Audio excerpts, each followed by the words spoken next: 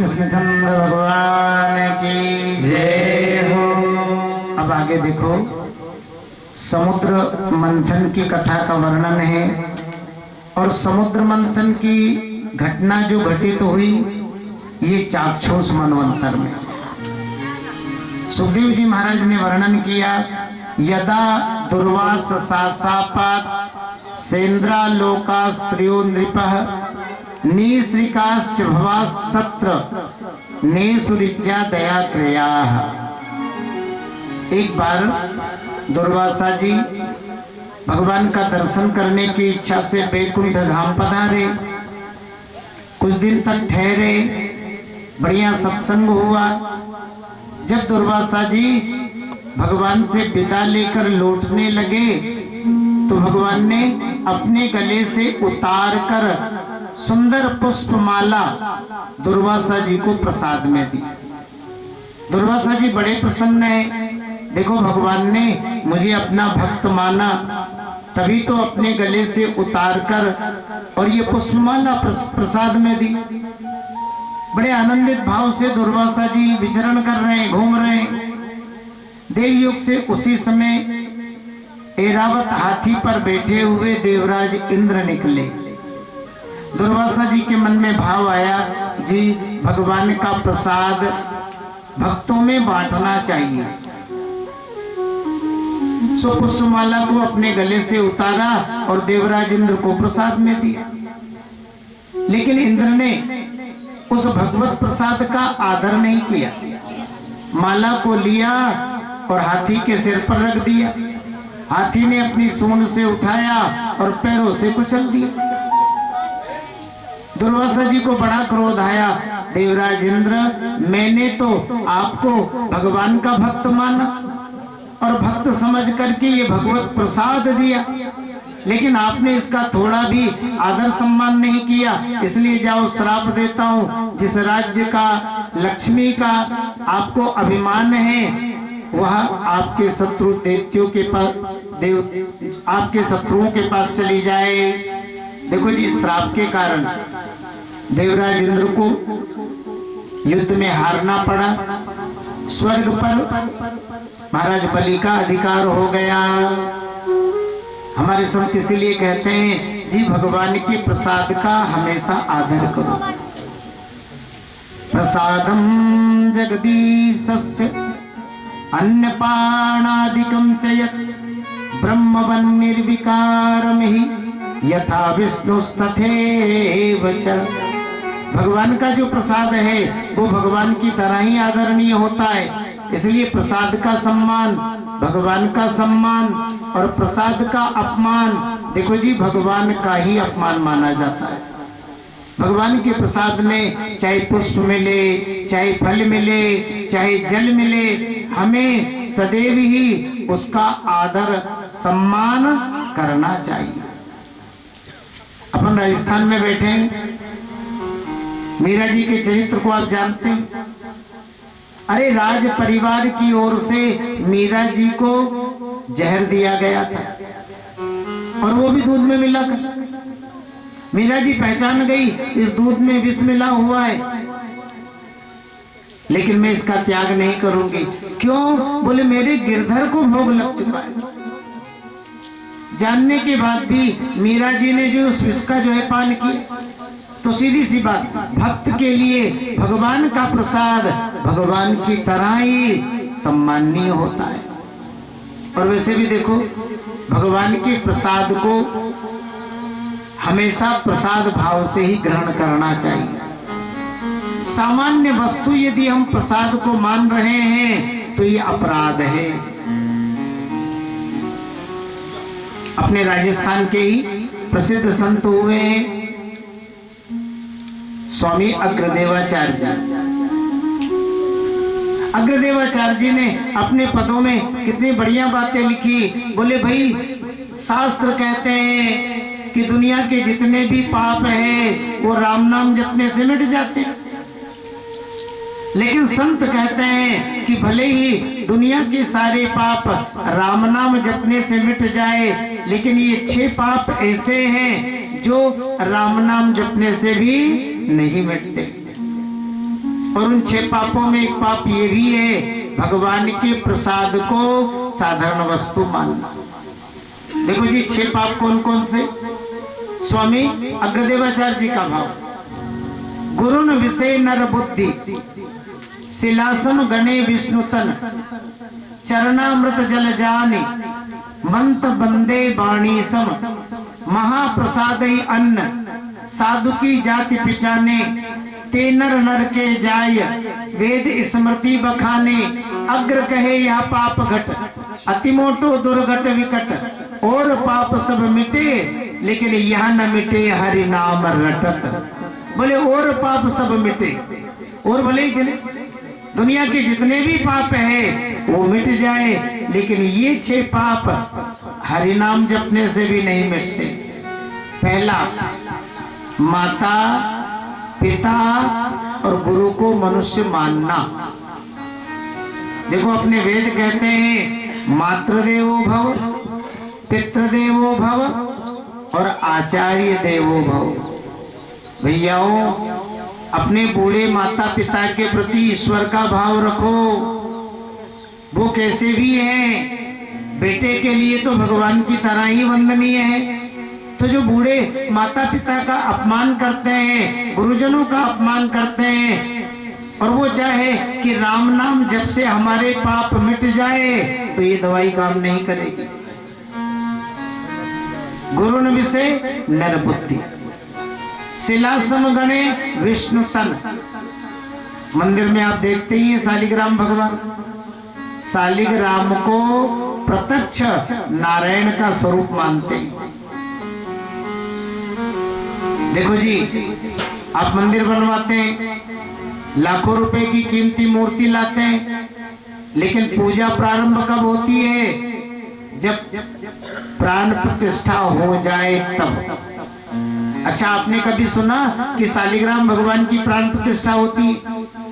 बिल्कुल नहीं। शालिग्राम गंडकी से जो है मिलते हैं, और शालिग्राम को प्रत्यक्ष नारायण का स्वरूप ही मानते हैं।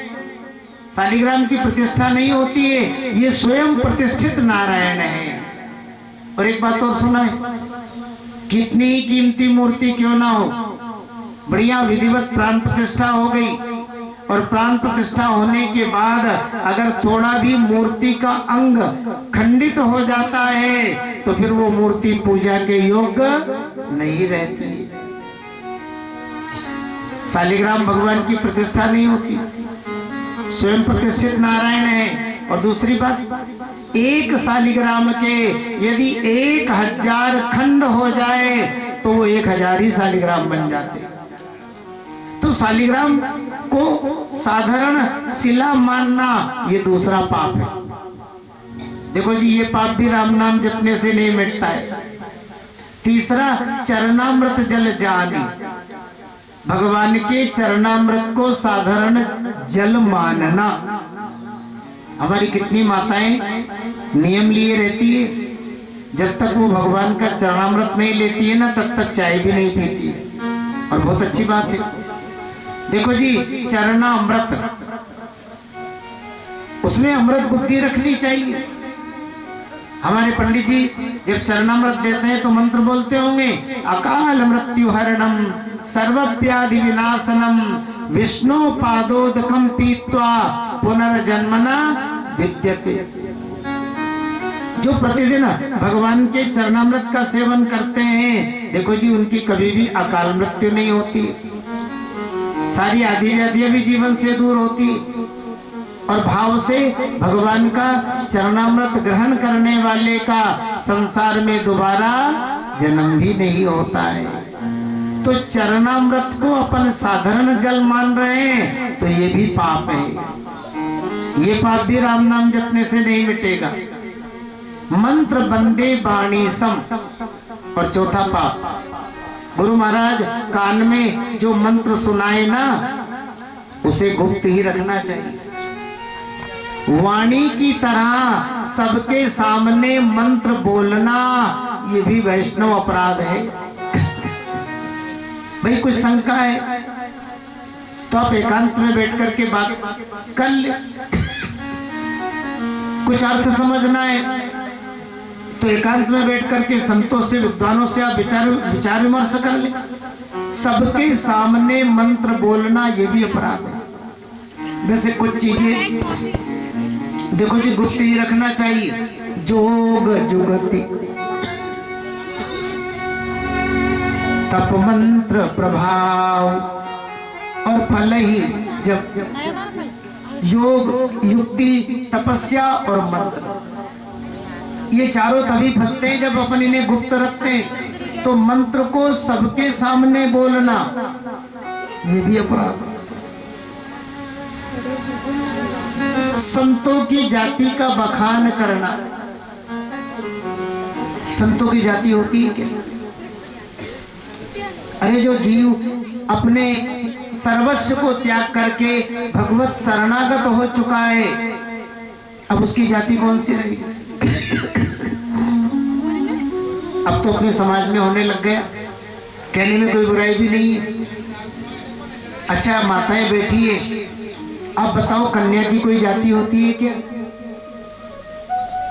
कोई जाति नहीं होती। लेकिन विवाह के बाद पति की जाति ही कन्या की जाति हो जाती है और पति का गोत्र ही कन्या का गोत्र हो जाता है। बस वही स्थिति। जब जीव भगवत शरणागत हो जाता है तो भगवान की जाति ही संत की जाति हो जाती है और भगवान का गोत्र ही संत का गोत्र जो है हो जाता है। भक्तमाल में हमारे संतों ने लिखा, संतों की जाति नहीं होती, संतों की एक ही जाति होती है और वो है संत। भक्त बीज पलटे नहीं और जो जुग जाए अनंत, तो ऊंच नीच घर जन में लेकिन हो ये संत को संत। छठे में महाप्रसाद ही अन्न, भगवान के प्रसाद को साधारण वस्तु मानना, सामान्य अन्न मानना, देखो जी ये छठा अपराध है। और ये पाप भी राम नाम जपने से नहीं मिटता है, और पाप सब मिटे लेकिन यह ना मिटे हरि नाम रटत। और भले ही दुनिया के पाप मिट जाए लेकिन ये पाप भगवत नाम जपने से भी नहीं मिटता है। जगन्नाथपुरी के कई उदाहरण हैं।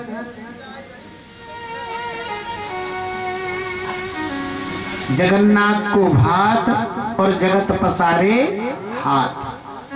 आप जगन्नाथपुरी गए होंगे, वह झूठा सकरा कुछ नहीं चलता है जी, प्रसाद की महिमा। बड़ी पुरानी घटना, जगन्नाथ मंदिर राज मंदिर है, वहां के राजा के द्वारा बनाया गया। अब राज मंदिरों की विशेष व्यवस्थाएं होती थी। भोग लगेगा तो भंडार में राजा साहब के जो है मिलेगा। सुबह सुबह पुजारी भी चरणामृत प्रसाद लेकर के और महल में जाएंगे, सबको चरणामृत देंगे, प्रसाद देंगे।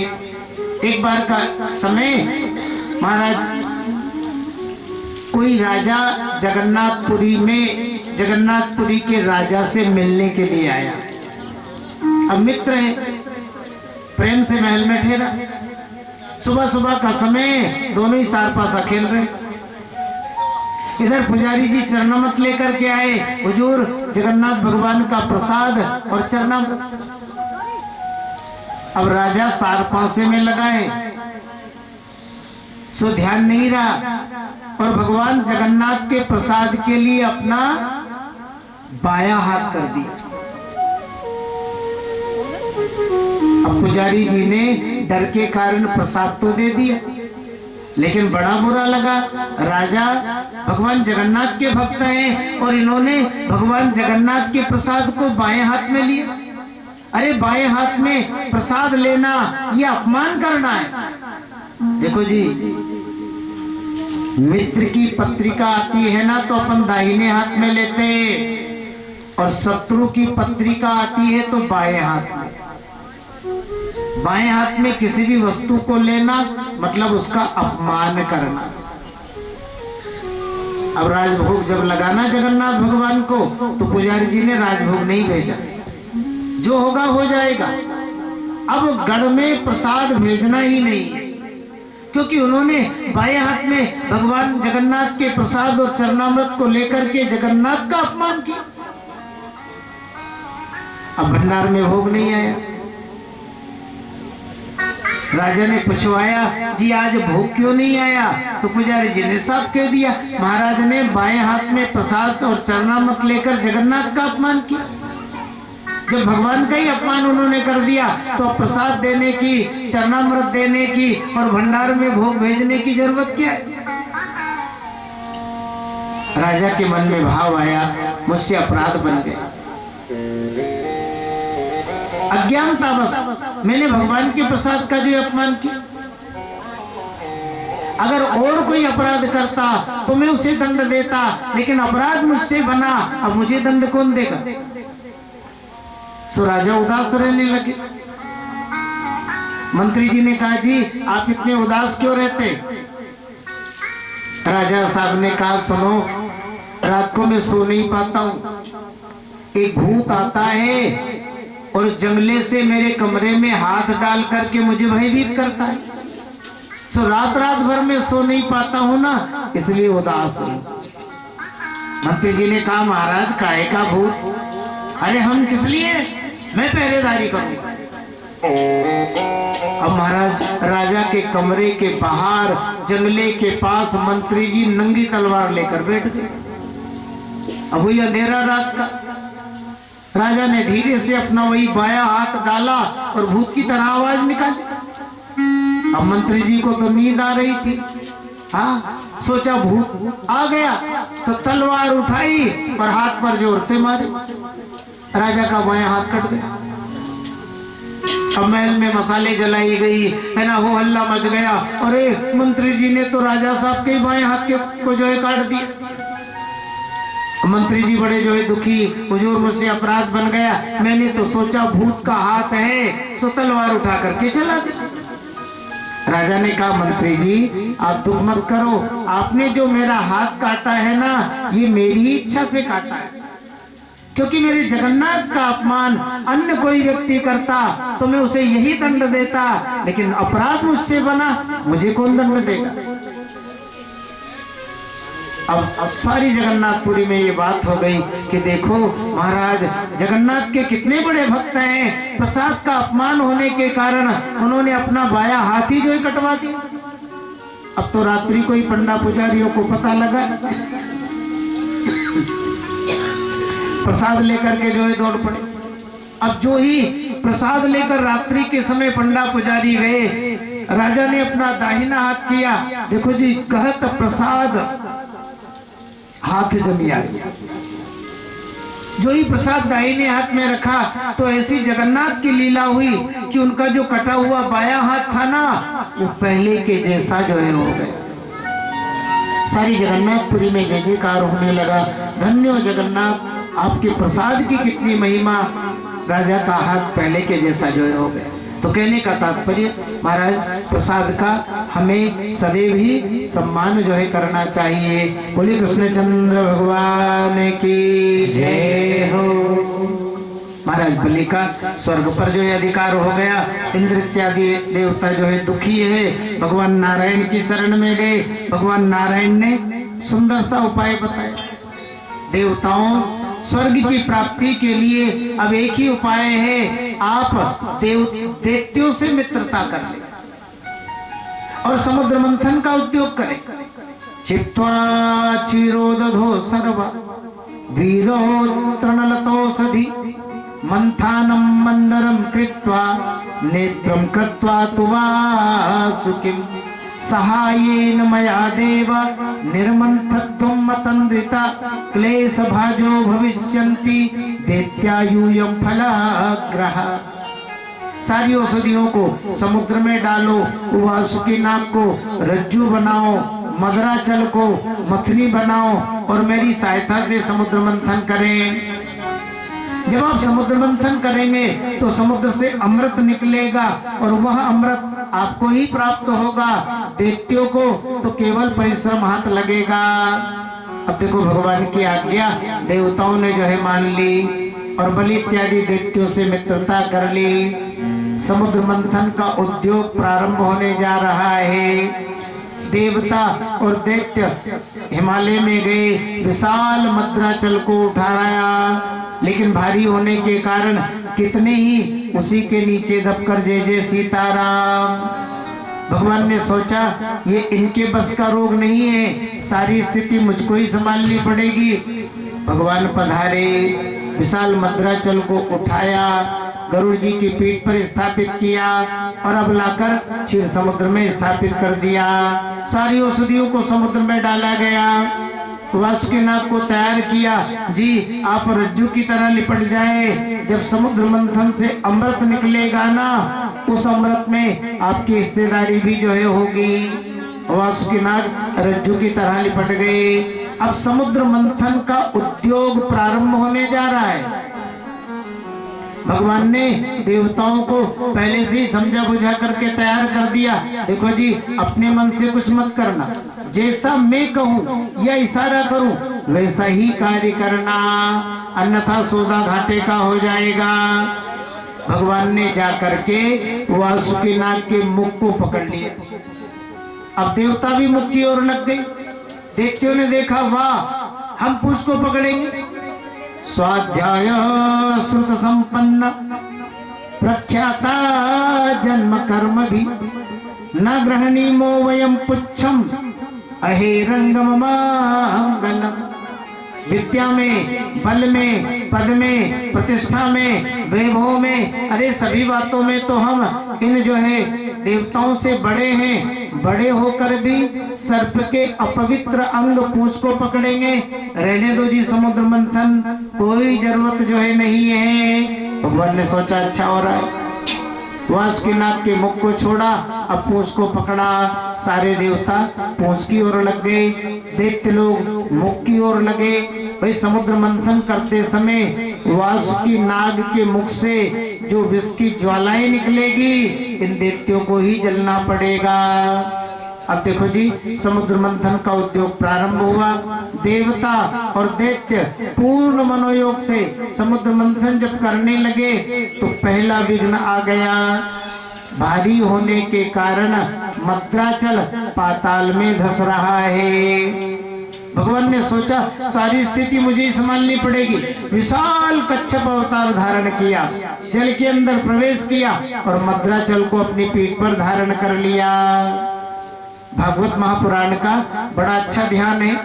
पृष्ठे भ्राम्यद मंद मंदर गिरी ग्रावाग्र कंडूयना निद्रालोकमटा कृतेर भगवतः श्वासानिलः पान्तुवा यत् संस्कार कलानुवर्तन वसाद वेलानिभेनां वसाम यातायातमतंद्रितम जलनिधेर नाद्यापि विश्राम्यति। इतना बड़ा मद्राचल भगवान कच्छप की पीठ पर रखा है। देवता और दैत्य पूर्ण मनोयोग से समुद्र मंथन कर रहे हैं, लेकिन भगवान कच्छप को कैसे लग रहा है? बोले जैसे धीरे धीरे कोई उनकी पीठ को खुजला रहा हो। बड़ी तेजी से भगवान कच्छप की श्वासें चल रही है, जिससे समुद्र में आज भी ज्वार भाटा हो रहा है। ऐसे कच्छप भगवान को हम जो है प्रणाम करते हैं। बोलिए कच्छप भगवान की जय हो। अब देखो विघ्न दूर हो गया। देवता और दैत्य पूर्ण मनोयोग से समुद्र मंथन किए, फिर भी अमृत नहीं निकला।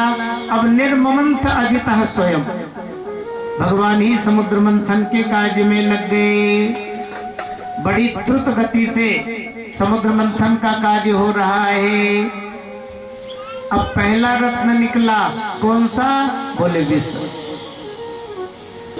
कई बार आपके सामने चर्चा की, समुद्र मंथन माने आत्म मंथन। देवता माने अपनी सद्वृत्तियां, दैत्य अर्थात अपनी असद्वृत्तियां, मदराचल अर्थात दृढ़ विश्वास। जब हम एकांत में बैठकर दृढ़ विश्वास के साथ आत्ममंथन करेंगे, आत्मचिंतन करेंगे, आत्मावलोकन करेंगे, तो हमारे अंदर से निकलेगी क्या? बोले बुराइयां। देखो जी, विष बुराइयों का प्रतीक है। विष की ज्वालाएं संसार में फैलने लगी, संसार दग्ध हो रहा है। सब लोग भगवान नारायण की ओर देख रहे हैं। गोविंद सारे सूत्राधार आप ही हैं, अब संसार का क्या होगा।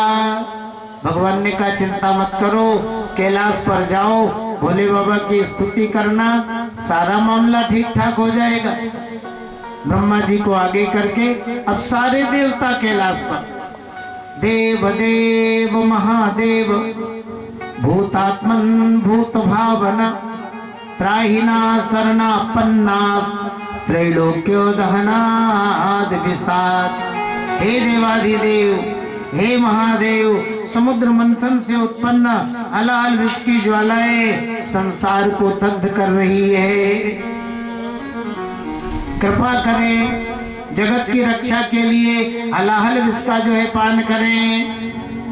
देखो और सब देव है, लेकिन भोले बाबा महादेव है। संसार पर आए हुए कष्ट को भोले बाबा देख नहीं पाए। अरे उमा, देखो तो सही, संसार पर ये कितना बड़ा कष्ट उपस्थित हुआ है। समुद्र मंथन से उत्पन्न हलाहल विष की ज्वालाएं संसार को दग्ध कर रही है। देवी, ऐसी स्थिति में मेरा कर्तव्य बनता है कि संसार की रक्षा के लिए मैं विष का पान करूं। सती जी निवेदन करने लगी, भगवान ये विष है, आप पिएंगे तो आप पर अपना प्रभाव दिखाएगा। भोले बाबा ने कहा सुनो, प्रभाव की बात छोड़ो, साधुता की बात करो। प्राणे स्वे प्राणिना पांति साधवा क्षण भंगुरे बद्ध वेरेषु भूतेषु मोहिते स्वात्म मायया। आज संसार कष्ट में है, ऐसी स्थिति में देवी मेरा कर्तव्य बन रहा है कि मैं विष का पान करूं, क्योंकि यही साधुता है। परमार्थ के लिए स्वार्थ का त्याग करना। देखो जी, अपना काम बनाने के लिए परमार्थ का हनन करना ये साधुता नहीं। आज बुरा मत मानना, हम अपना काम बनाने के लिए गांव का बुरा करने के लिए तैयार रहते, देश का बुरा करने के लिए तैयार रहते। अरे भाई, साधुता ये है परमार्थ के लिए जो अपने बड़े से बड़े स्वार्थ का भी त्याग करते। स्वार्थ के लिए परमार्थ का हनन करना ये साधुता नहीं। भगवान शिव ने सती जी को समझाया, बाकी विष की चिंता मत करो, क्योंकि मैंने अमृत पी रखा है। सती जी ने कहा कौन सा अमृत पी रखा है जी? देखो भोले बाबा ने कितना बढ़िया अमृत बताया। श्री राम नामामृत मंत्र बीजम संजीवनी चे नमसि प्रविष्टा प्रलयानलंबा हलाहलंबा मृत्योर्मुखंबा विसताम कुतोभि। देवी, मैंने राम नाम रूपी अमृत पी रखा है, और ये राम नाम रूपी अमृत मेरे शरीर के रोम प्रतिरोम में समावेशित हो चुका है। अब प्रलय काल के समय उत्पन्न होने वाली अग्नि हो, यह समुद्र मंथन से उत्पन्न हलाहल विष, मैं किसी का भी पान कर जाऊं, मेरे ऊपर कोई प्रभाव नहीं पड़ेगा। देखो भोले बाबा ने रा कहा, मुंह खोला, विष का पान किया, और मां कह करके मुख को बंद कर लिया। रकार और मकार दोनों वर्णों के बीच में भगवान शिव ने विष को भी विश्राम दे दिया। और इसलिए संतों ने कितनी बढ़िया बात रखी, नाम प्रभाव जान शिवनी को तो काल कोट फल की न अमी को। अरे भाई, राम नाम में कितना बड़ा प्रभाव है, इस बात को तो भोले बाबा जानते हैं, जिन्होंने रकार और मकार दोनों वर्णों के बीच में विष को भी विश्राम दे दिया। सुनो, विष भोले बाबा ने भी पिया, और विष हम आप भी पी रहे हैं। अरे नाना प्रकार के कष्ट अपन जो भोग रहे हैं, ये विष ही तो पी रहे हैं। तो विष भोले बाबा ने भी पिया और विष हम आप भी पी रहे हैं, लेकिन भगवान शिव ने जो विषपान किया ना वो परमार्थ के लिए, और हम जो विष पी रहे हैं ना वो स्वार्थ के लिए। हमारे महापुरुष कहते हैं जो परमार्थ के लिए विषपान करे उसे कहते हैं शिव, जो परमार्थ के लिए विषपान करे उसे शिव कहते हैं, और सुनो जो स्वार्थ के लिए विषपान करे उसे जीव कहते हैं। अब देखो जी, पुनः समुद्र मंथन की प्रक्रिया प्रारंभ। कामधेनु गाय निकली, इसलिए इसे ऋषि मुनियों ने लिया। उच्चैश्रवा नाम का घोड़ा राजा बलि ने लिया। ऐरावत हाथी देवराज इंद्र ने। कौस्तुभ मणि भगवान ने गले में धारण की। अब कल्प वृक्ष और अनेक अप्सराएं, इन सबको स्वर्ग की शोभा के लिए रखा गया। अब पुनः समुद्र मंथन की प्रक्रिया प्रारंभ हुई, सो लक्ष्मी जी का प्राकट्य हुआ। देखो मामला विवादास्पद, क्योंकि लक्ष्मी सबको चाहिए। अपनी परंपराओं में हमेशा से माताओं का सम्मान रहा है जी। लक्ष्मी एक है, चाहने वाले अनेक है, तो निर्णय किया जी लक्ष्मी पर ही छोड़ो। वो जिसके गले में चाहेगी उसके गले में माला पहनाएगी, और इसमें किसी को कोई विरोध नहीं होगा। स्वयंवरशाला का निर्माण हुआ। माता लक्ष्मी अब चारों ओर देख रही है। देखो सब में कमी दिखाई दी, पूर्ण केवल परमात्मा है। ध्यान दीजिए, संसार में अपन कमी देखते हैं, फलाने आदमी में ये कमी है, ढिकाने आदमी में ये कमी। अरे कमी देखने की आदत त्याग दो। भगवान ही ऐसे हैं जो पूर्ण हैं, बाकी अपन जितने भी जीव है ना सब अपूर्ण ही है। पूर्ण परमात्मा है, इसलिए उन्हीं के गले में माता लक्ष्मी ने वरमाला पहनाई। बोलिए लक्ष्मी नारायण भगवान की जय। दैत्यों ने देखा अपना तो मामला घाटे का जा रहा है जी। सुनो, अब जो भी निकले अपने को लेना है। सो आसीत वारुणी देवी कन्या कमल लोचना असुरा जग्रहुस्तांबे हरे रनुमते नते। बड़ी सुंदर कन्या वारुणी देवी का प्राकट्य हुआ। दैत्यों ने कहा हम लेंगे, देवताओं ने कहा कोई विवाद नहीं है, इसे आप संभाल लो। आज के शराबी लोग कहते हैं बाबा पी लेते हैं तो क्या बुरा करते हैं। अरे भैयाओं बुराई तो कर रहे हो, शराब पीना कोई अच्छा काम है का? वैसे मदिरा समुद्र मंथन से निकली, 14 रत्नों में ये भी एक रत्न है। पर ये ध्यान दीजिए, ये रत्न तो है औषधि में, बाकी तो ये असुरों की वस्तु है। पहले हमने कहा था लक्ष्मी मैया को घर में रखना है तो मदिरा को जीवन में मत आने दो।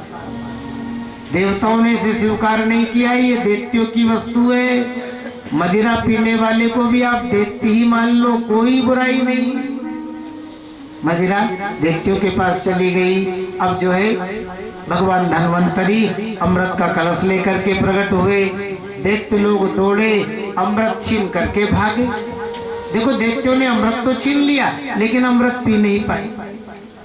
मिथा कलिरभूते सम तदर्थे तरस चेतसा अहम पूर्वम नत्वामिते प्रभु। अब दैत्यों में विवाद हो गया। देखो जी पहले मैं पीऊंगा, मैं सबसे बड़ा हूँ। किसी ने कहा नहीं छीन कर मैं लाया हूँ इसलिए पहले मैं पीऊंगा। किसी ने कहा नहीं जी धन में तो मैं बड़ा हूँ, पहले मैं पीऊंगा। किसी ने कहा नहीं जी बुद्धि में मैं बड़ा हूँ, पहले मैं पीऊंगा। एक दूसरे के हाथ से अमृत छीन रहे हैं, न पी रहे हैं और न पीने दे रहे हैं। अमृत क्या है? शांति। और जिस परिवार में कलह होता है, ध्यान दीजिए, जिस परिवार में कलह होता है उस परिवार में शांति रूपी अमृत देखने को नहीं मिलता। अगर शांति रूपी अमृत का पान करना है तो अपने जीवन से, अपने परिवार से कलह का त्याग कर दे। मौके का फायदा भगवान नारायण ने उठाया, मोहिनी अवतार धारण किया, दैत्यों को मोहित किया। और कथा आप जानते हैं, देवताओं को अमृतपान भगवान ने कराया। अब थोड़ा विचार करें, समुद्र मंथन का कार्य एक ही मुहूर्त में प्रारंभ हुआ था, लेकिन देवताओं को अमृत की प्राप्ति हुई और दैत्यों को केवल परिश्रम हाथ लगा। क्यों? मुहूर्त तो एक ही था। अरे सीधी सी बात है, दैत्य अभिमानी थे, इसलिए उन्हें परिश्रम हाथ लगा, और देवता भगवान के आश्रित थे, इसलिए उन्हें अमृत की प्राप्ति। कोई भी सत्कर्म आप करिए, ध्यान दीजिए, कोई भी सत्कर्म आप करिए, यदि भगवान के आश्रित होकर के करोगे तब तो हमें उसका पूर्ण फल प्राप्त होगा। और यदि अभिमान से करोगे, लोग दिखावे के लिए करोगे, लोग बड़ाई के लिए करोगे, तो भैयाओं केवल परिश्रम ही हाथ लगेगा। दैत्य अभिमान से किए, इसलिए परिश्रम हाथ लगा, और देवता भगवान के आश्रित होकर समुद्र मंथन किए, इसलिए उन्हें अमृत की प्राप्ति हुई। बोलिए कृष्णचंद्र भगवान की जय।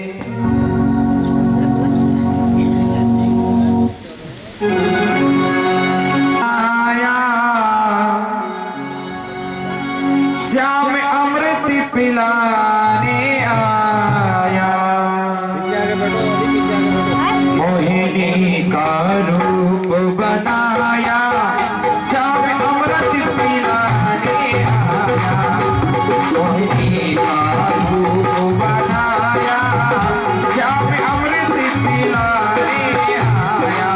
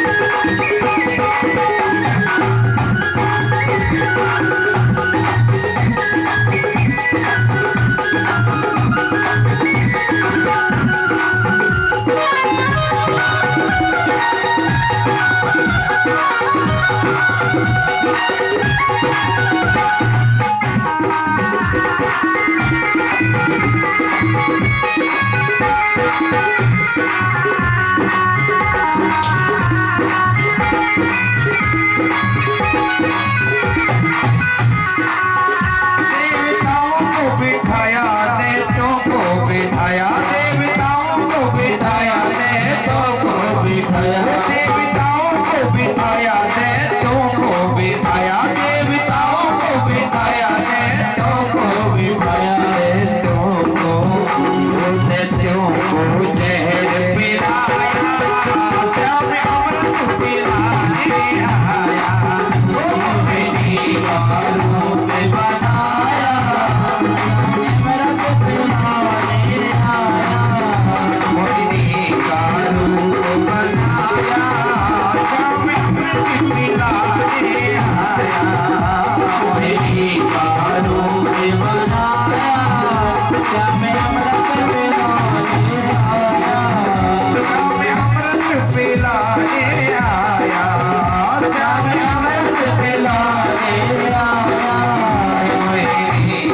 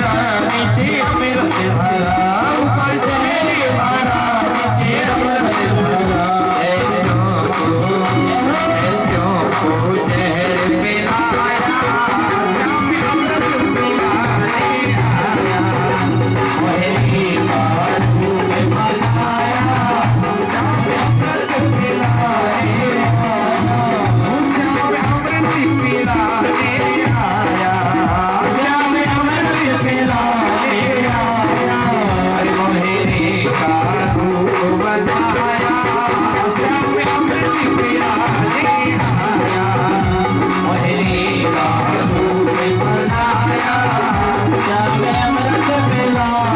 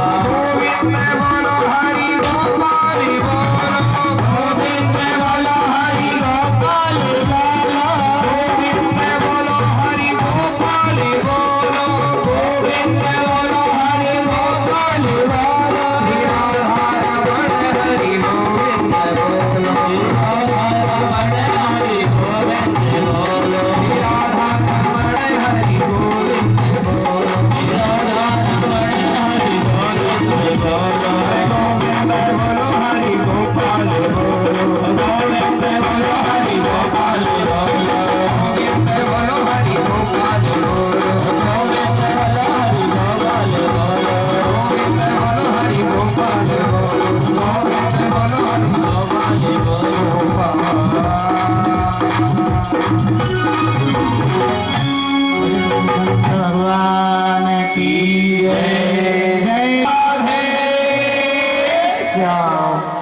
अब तक देवता अमृत पान करके अमर हो चुके हैं, लेकिन सुखदेव जी महाराज ने कहा इतना सब कुछ होने के बाद भी न तत् प्रतिविधिम यत्र विदुरिंद्रादयो नृपः ध्याता प्रादुर्भूत तत्र भगवान विश्व भावना। देवता लोग युद्ध में देवतियों की बड़ाई नहीं कर पा रहे। क्यों? इसलिए कि जो अमृत देवताओं ने पिया है ना, अच्छा आप ही निर्णय कर लो, बेईमानी का है ना। और भाइयों से बेईमानी करके कोई कितना भी धनवान बन जाए, परिवार से बेईमानी करके कोई कितना भी धनवान बन जाए, वह धन वह लक्ष्मी उसके जीवन में अधिक सुख शांति और समृद्धि देने वाली नहीं होगी। देखो जी, फलेगा तो वही जो मेहनत का होगा।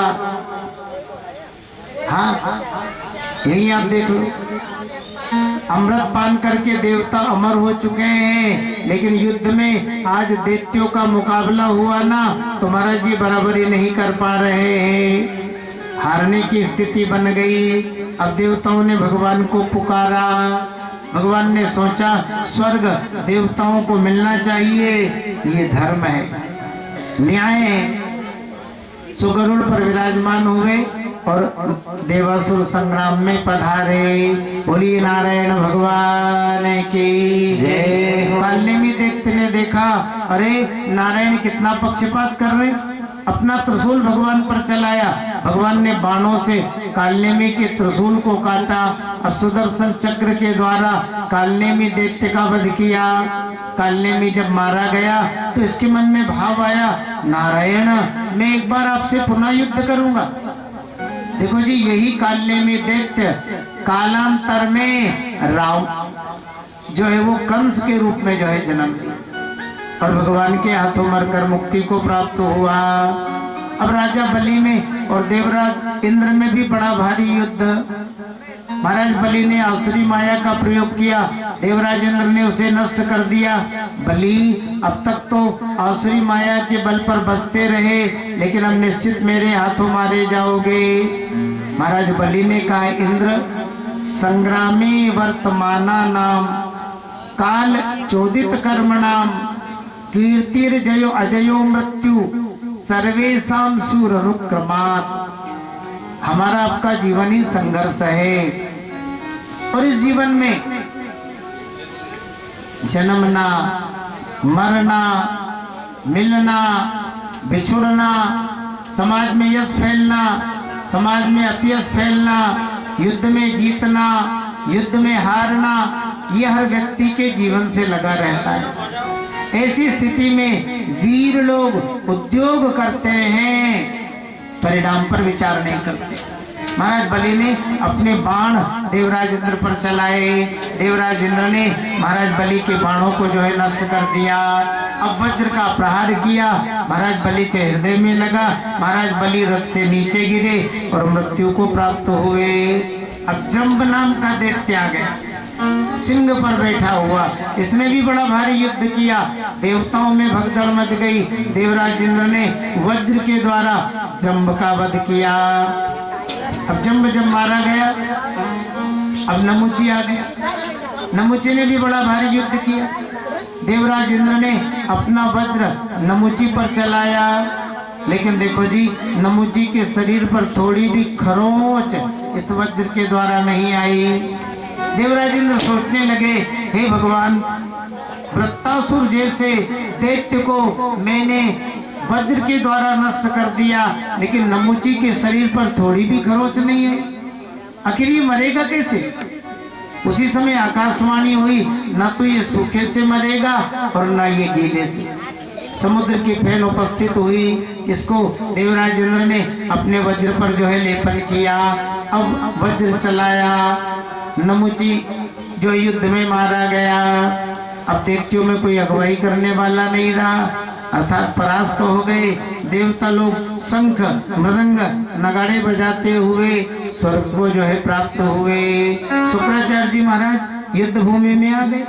जिन दैत्यों का सिर धड़ से अलग नहीं हुआ था, अपनी मृत संजीवनी विद्या के द्वारा उन सब दैत्यों को जीवित कर लिया। अब बलि इत्यादि दैत्य जीवित हो गए। बड़ी श्रद्धा से शुक्राचार्य जी की भृगुवंशी ब्राह्मणों की सेवा में जो है लगे हुए हैं। सुखदेव जी ने वर्णन किया, परीक्षित इसी क्रम में भगवान की माया में भोले बाबा मोहित हुए। भाई भगवान ने बड़ा सुंदर मोहिनी अवतार धारण किया। सारे देवता और दैत्य जिस रूप को देखकर मोहित हो गए। भोले बाबा के मन में भी भाव आ गया, जी अपन भी भगवान के मोहिनी रूप का दर्शन करें। सो अपने गणों को साथ में लिया, सती जी भी साथ में है, नंदी पर विराजमान हुए और क्षीर समुद्र के किनारे पहुंच गए। बड़े भाव से भगवान की स्तुति की। भगवान नारायण प्रकट हो गए। भोले बाबा कैसे याद किया? भगवान शिव ने कहा, महाराज अवतारा मया दृष्टा रममाणस्य ते गुणे सोहं तद्द्रष्टुमिच्छामि यत्ते योषित वपोर्धृतम्। हे नारायण, आपने जो जो भी अवतार धारण किए हैं सबका मैंने जो है दर्शन किया है, लेकिन आपने जो मोहिनी अवतार धारण किया ना, मुझे उसका दर्शन जो है नहीं हुआ। सो कृपा करें, मुझे भी अपने मोहिनी रूप का दर्शन कराए। भगवान नारायण ने कहा, भोले बाबा मेरा जो मोहिनी रूप है ना, वो कामी पुरुषों के लिए बड़ा आदरणीय है। कहीं ऐसा ना हो कि मोहिनी रूप को देख करके और आपका ज्ञान ध्यान चौपट हो जाए। भोले बाबा ने कहा, नारायण मैं तो इस भाव से दर्शन करूंगा ना कि मेरे नारायण ही स्त्री बने हुए। देखो जी, किसी स्त्री का अपन दर्शन करें या देखें और इस भाव से कि कितनी सुंदर है,